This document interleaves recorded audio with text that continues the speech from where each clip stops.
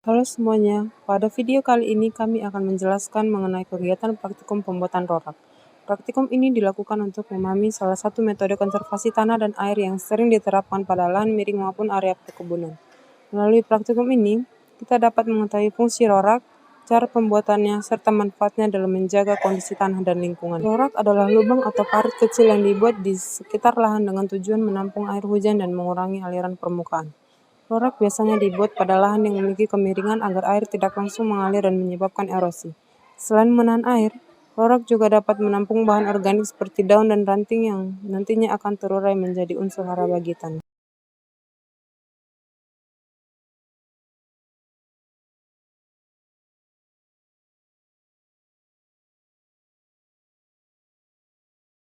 Saya Hugo Santana dengan NIM 23101081 dan dua teman kami itu lagi berhalangan buat ikut praktikum kali ini. Jadi kami hanya berdua. Oke, hari ini kami akan melakukan praktikum konservasi tanah dan air mengenai pembuatan rorak. Selamat menyaksikan.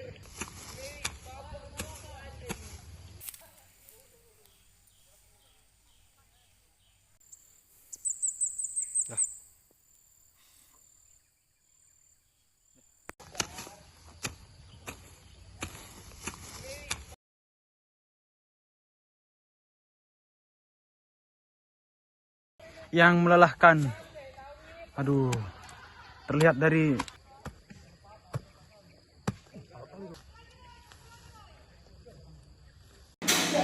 Langkah-langkah dalam pembuatan rorak. Yang pertama, menentukan lokasi.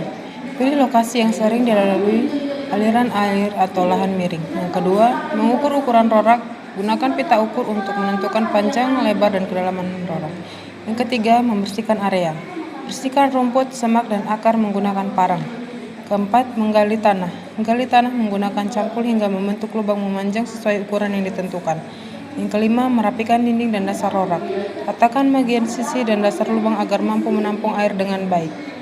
Yang keenam, mengisi bahan organik. Ini opsional. Masukkan daun kering atau sampah organik untuk membantu penyerapan air dan menambah unsur hara tanah. Yang ketujuh, pemeriksaan air. Pastikan rorak berada pada posisi yang tepat dan dapat menampung aliran air hujan. Faktor-faktor yang mempengaruhi. Yang pertama, curah hujan.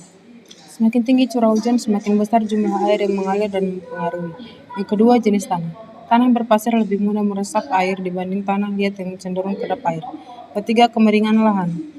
Lahan miring menyebabkan air mengalir lebih cepat sehingga pengaruhnya lebih besar dibandingkan lahan datar. Yang keempat, vegetasi atau tumbuhan. Akar tanaman membantu menahan air dan tanah serta meningkatkan penyerapan air. Kelima, penggunaan lahan. Lahan bervegetasi menyerap lebih banyak air dibanding lahan bangunan.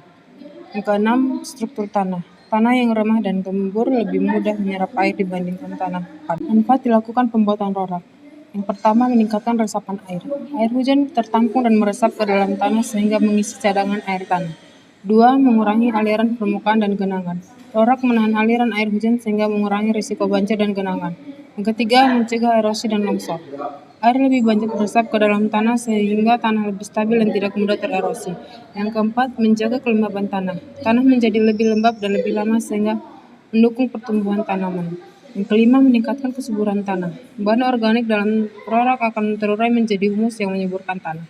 Keenam, ramah lingkungan dan ekonomis. Mudah dibuat, menggunakan bahan alami di sekitar, dan bermanfaat jangka panjang bagi lingkungan.